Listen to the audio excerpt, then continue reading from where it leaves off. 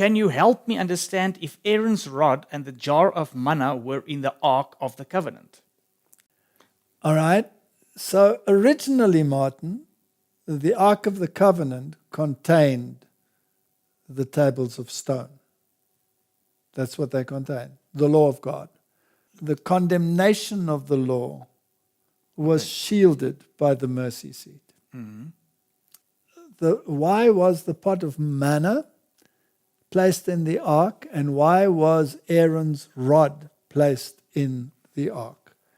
Now, both of them are symbols of the priestly ministry. The manna is a symbol of the word that came down and became flesh. That's why Jesus said, you must eat and drink the body and the blood of Christ.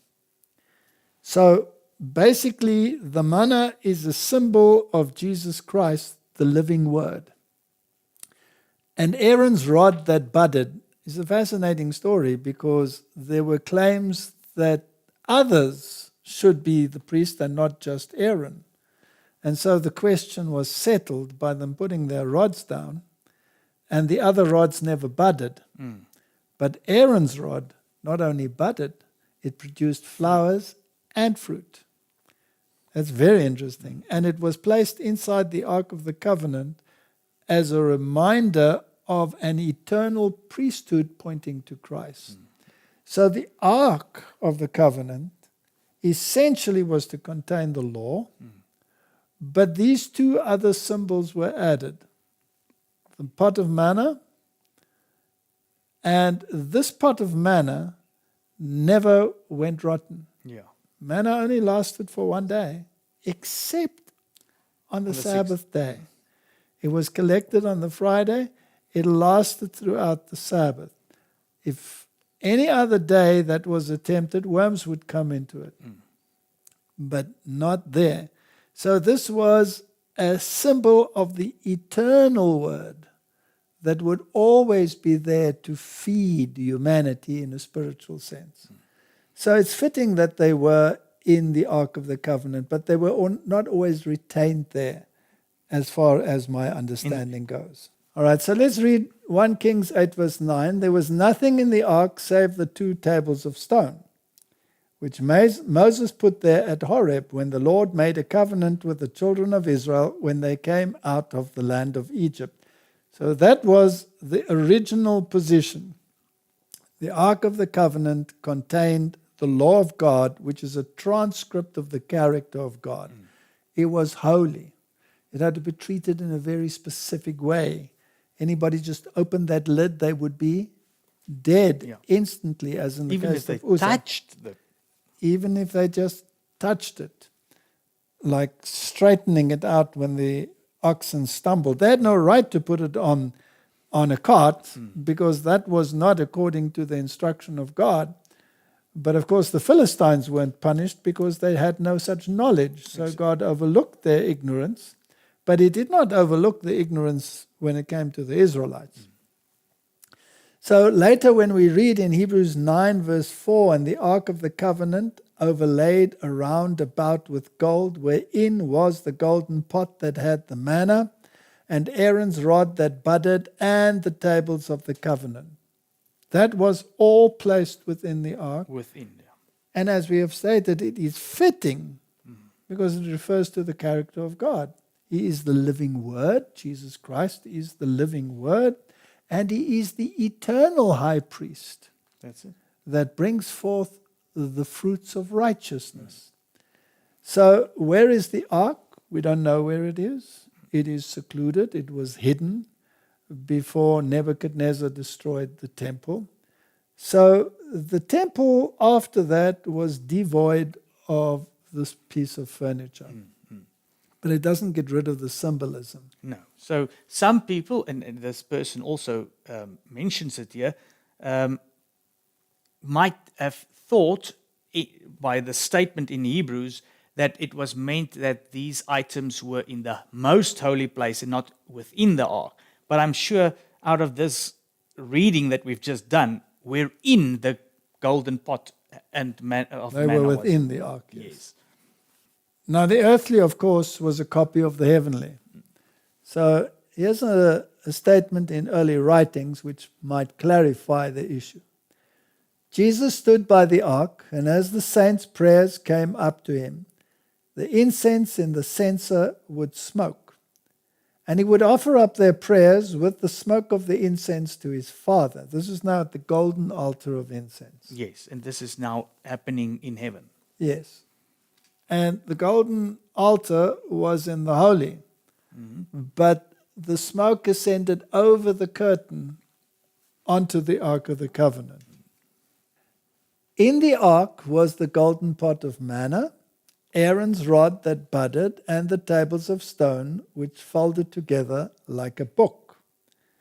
Jesus opened them and saw the 10 commandments written on them with the finger of God. On one table were 4, and on the other 6. The 4 on the first table shone brighter than the other 6. Now, there's been a lot of criticism over this statement.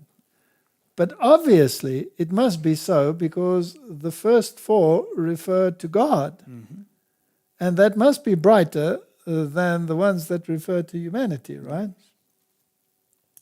The 4 on the first table shone brighter than the other 6, but the 4th, the Sabbath commandment, shone above them all.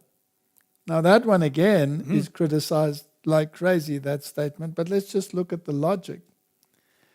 The first commandment is a statement of fact. Yeah. I am the Lord your God. I'm the one who took you out of Egypt. You shall have no other gods besides me. It's a statement of fact. It's also a very specific deity that is identified, the one that took the Israelites out of Egypt. It leaves no room for other deities. Therefore, ecumenism cannot work because you are not dealing with this particular deity in many other cases, right? The second commandment has to do with how you worship him, not through idolatry, because you cannot represent him by things made of wood and stone. You can only see his character by your association with him. So it is a command determining your mode of worship, right? Yes. The third one has to do with reverence. How do you approach this deity? Not blaspheming his name. Not using his name in vain, not misrepresenting him, not misrepresenting his character. You can't call yourself a Christian and then misrepresent his character in that form. The fourth commandment deals with the acknowledgement of his absolute authority. So the fourth one is the one that gives validity to the entire law because he commands it, because he is the creator, he's the king of the universe, and he calls it his sign, his symbol of authority. Now, obviously, a law can only be validated if it has authority behind it. That's a good point, because if you've got me writing a law for the country, will anybody listen to me? I don't think so. But if the president of the country does it, he has authority behind him. He can actually enforce it, right? Same with God. He will enforce it. So the fourth one, giving authority to the entire law, must shine brighter than the rest. Because if you had signed it, it wouldn't be brighter. Yeah. Even if the President of the United States signed it, it wouldn't give it more authority. God signed it. That's it. Okay? And it also puts it in sequence.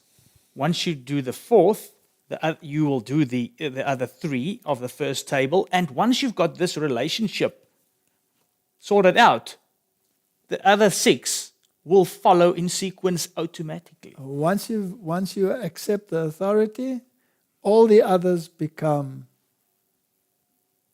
axiomatic. It has to be. Has to be that way. So the Holy Sabbath looked glorious. A halo of glory was all around it. I saw that the Sabbath commandment was not nailed to the cross.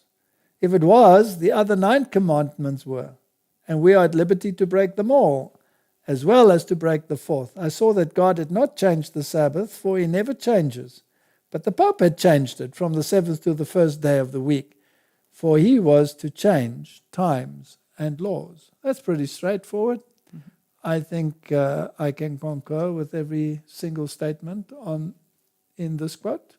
I think this also makes it clear that Aaron's rod and the pot of manna We're in the ark. inside of the ark.